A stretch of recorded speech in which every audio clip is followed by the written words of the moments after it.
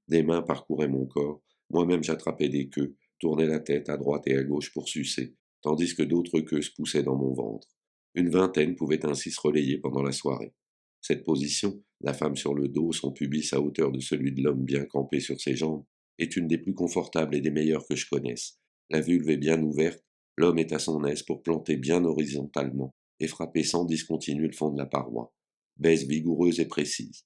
J'avais parfois affaire à des assauts tels que je devais m'accrocher des deux mains au rebord de la table, et pendant longtemps, je gardais presque en permanence la trace d'une petite écorchure juste au-dessus du coccyx, là où ma colonne vertébrale avait frotté sur le bois rugueux. Chez Aimé a fini par fermer. Nous y sommes allés une dernière fois. L'endroit était désert. Aimé, le buste lourd derrière le comptoir, engueulait sourdement sa femme. Il était question d'une convocation à la police judiciaire. Il lui a reproché, parce que nous nous proposions de repasser plus tard, de nous faire fuir.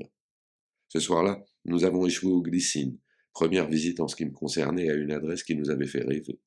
Claude, un ami, Henri et moi qui formions le plus amical des trios. Henri habitait un minuscule appartement rue de Chazelles, en face du haut mur de jardin recouvert de crépi clair qui dissimulait l'hôtel particulier. Parce que c'était sur notre chemin, Claude et moi avions l'habitude de nous arrêter chez Henri lorsque nous rentrions de la visite dominicale chez nos parents. Nous baisions tous les trois, les deux garçons m'enfilant en même temps, l'un par la bouche, l'autre par le cul ou le con, sous les gais auspices d'un des plus jolis tableaux de Martin Barré, qu'on appelle le spaghetti, cadeau de son auteur à Henri. Et puis nous guettions par la fenêtre les entrées aux glycines et les sorties. Henri avait entendu dire que la boîte était fréquentée par des acteurs de cinéma, et quelquefois on croyait en voir passer. Nous étions des gamins, qui sont les meilleurs des badauds, fascinés et amusés par une activité secrète que nous ne cherchions même pas à imaginer, plus excités en fait par l'apparence des choses qui nous étaient inaccessibles, les voitures chics qui s'arrêtaient devant le port bourgeois des silhouettes qui en descendaient. Quand quelques années plus tard j'en ai franchi le porche, j'ai su tout de suite que je préférais le style frustre de chez Aimé. Nous avons remonté une petite allée de gravier encombrée par un groupe de Japonais, d'ailleurs éconduit à l'entrée par une jeune femme aux allures d'hôtesse de l'air. Celle-ci m'intima de présenter ma carte de sécurité sociale, que je n'avais évidemment pas, ni sur moi ni ailleurs, n'ayant pas de travail régulier, et quand bien même aurais-je pu produire un bulletin de salaire, j'étais en faute, puisque je suis toujours, encore aujourd'hui, devant une femme plus grande que moi, jamais un homme, et quel que soit son âge, une enfant maladroite. Nous sommes quand même entrés. C'était éclairé comme dans une salle à manger. Il y avait du monde, nu sur des matelas à terre. Et ce qui me désarçonna encore plus que la menace de l'inspectrice du travail, c'était que les gens racontaient des blagues. Une femme à la peau blanche, sans maquillage, dont les cheveux défaits présentaient les vestiges du même chignon banane que celui de l'hôtesse, faisait pouffer l'assistance parce que son petit garçon aurait tellement voulu l'accompagner ce soir. Je revois Eric, toujours extrêmement pratique, longeant la plainte du mur à la recherche d'une prise de courant, parce que nous avions réussi à amorcer un échange avec un couple et qu'il aurait été plus agréable de baisser la lumière. Mais les soubrettes naviguaient entre les corps, un plateau de flûte de champagne à bout de bras. L'une d'entre elles s'est pris les pieds dans le fil électrique et a rallumé. Elle a même accompagné son geste d'un merde appuyé. À la suite de quoi, je n'ai pas le souvenir que nous ayons pris le temps d'attendre que je soutire la moindre émission. Sauf au bois, et encore, on l'a vu, on ne se mêle pas sans s'être auparavant salué, sans avoir respecté une distance de transition où quelques mots s'échangent, où chacun maintient entre soi et les autres l'espace du verre qu'il offre ou du cendrier qu'il fait passer. J'aurais toujours voulu abolir ce suspense, mais je supportais néanmoins mieux certains rituels que d'autres. Je trouvais drôle Armand qui, alors que tout le monde en était encore au bavardage, avait l'habitude de se mettre complètement nu, incongru par anticipation de quelques minutes, et plier ses vêtements avec des précautions de valet de chambre. Ou bien je me prêtais à la manie que je trouvais un peu bête de ce groupe qui ne partousait pas sans avoir auparavant dîné, chaque fois dans le même restaurant, à la manière d'un club d'anciens élèves, et dont la joie toujours intacte était de faire se déculotter ou décollanter une des femmes présentes pendant que le serveur tournait autour de la table. En revanche, raconter des histoires salaces dans une boîte à partouze me semblait obscène. Était-ce que je distinguais instinctivement entre les scénettes qui sont données en prélude à la vraie comédie, pour mieux y préparer, et les simagrées qui servent plutôt à la différer? Les actes joués dans le premier cas ne le sont pas dans le second, et sont en effet déplacés. Même si j'ai gardé jusqu'à aujourd'hui des réflexes de catholique pratiquant, me signer à la dérobée si je crains un incident dans la minute qui suit, me sentir observé dès que j'ai conscience d'une faute ou d'une erreur, je ne peux plus vraiment prétendre croire en Dieu. Il est bien possible d'ailleurs que cette croyance m'ait quitté quand j'ai commencé à avoir des rapports sexuels. Donc, Sans plus de mission à accomplir, vacante, je me suis trouvé être une femme plutôt passive, n'ayant pas d'objectifs à atteindre, sinon ceux que les autres m'ont donnés. Dans la poursuite de ces objectifs, je suis mieux que constante. Si la vie n'avait pas de terme, je les poursuivrais sans fin puisque je ne les ai pas définis moi-même. C'est dans cette disposition que je n'ai jamais dérogé à la tâche qui m'a été confiée, il y a longtemps déjà, de diriger la rédaction d'Art Press. J'ai participé à la création de la revue, je me suis suffisamment consacré à ce travail pour qu'il se soit établi une identification entre lui et moi.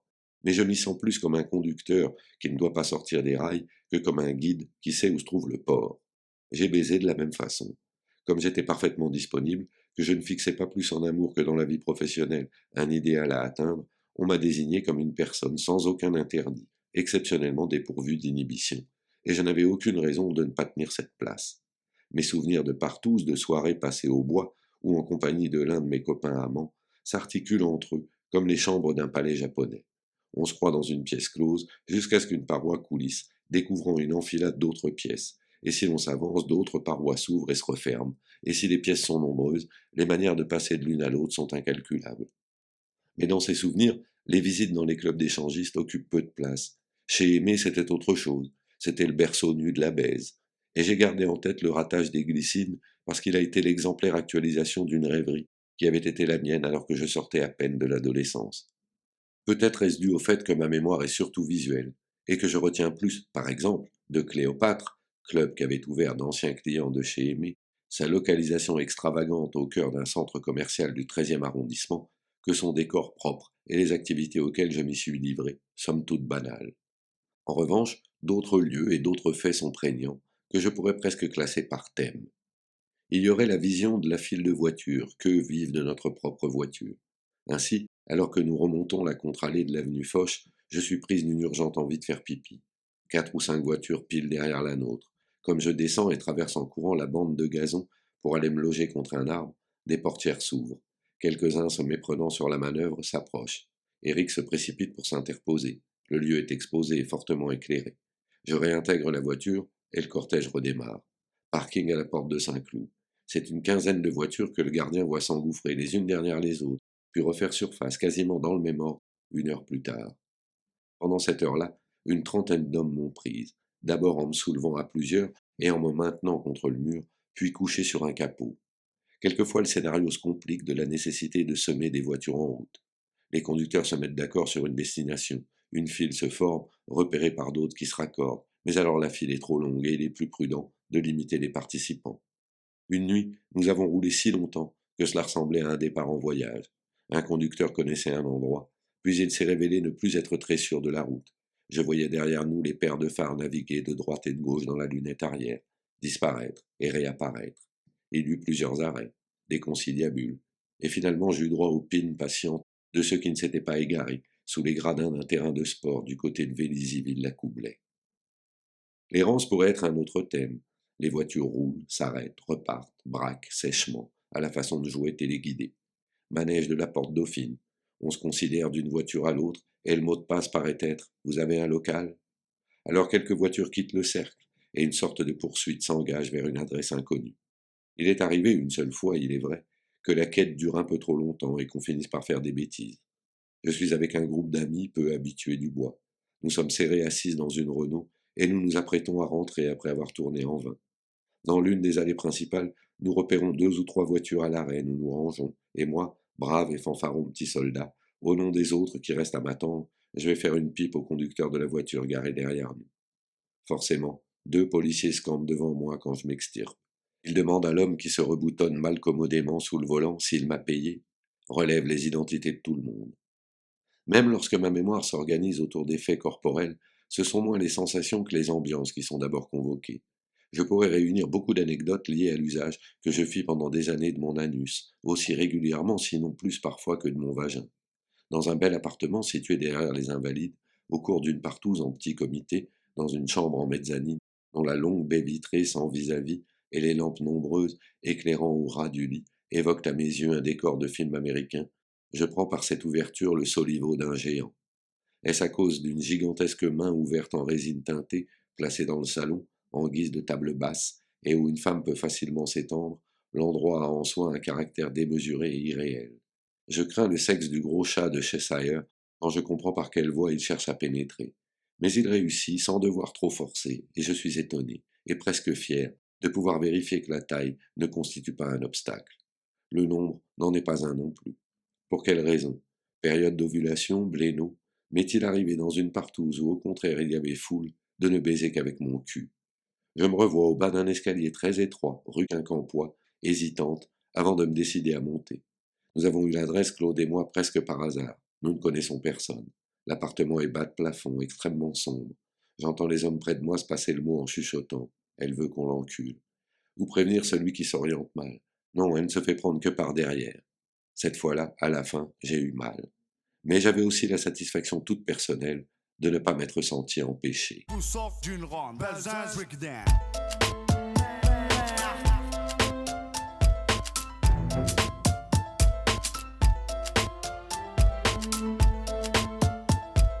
Tout sort d'une ronde, Belzins breakdown. Tout sort d'une ronde, Belzins breakdown. Tout Paris vient d'ici. Tu contestes, prépare ton test à manga. Belzins, fleuron des quartiers phocéens. Coincé entre la gare et le vieux port, on n'est pas les plus à plaindre. À domicile comme à l'extérieur, on sévit sur les cafards comme le bégon. D'où sort d'une ronde, Belzins breakdown.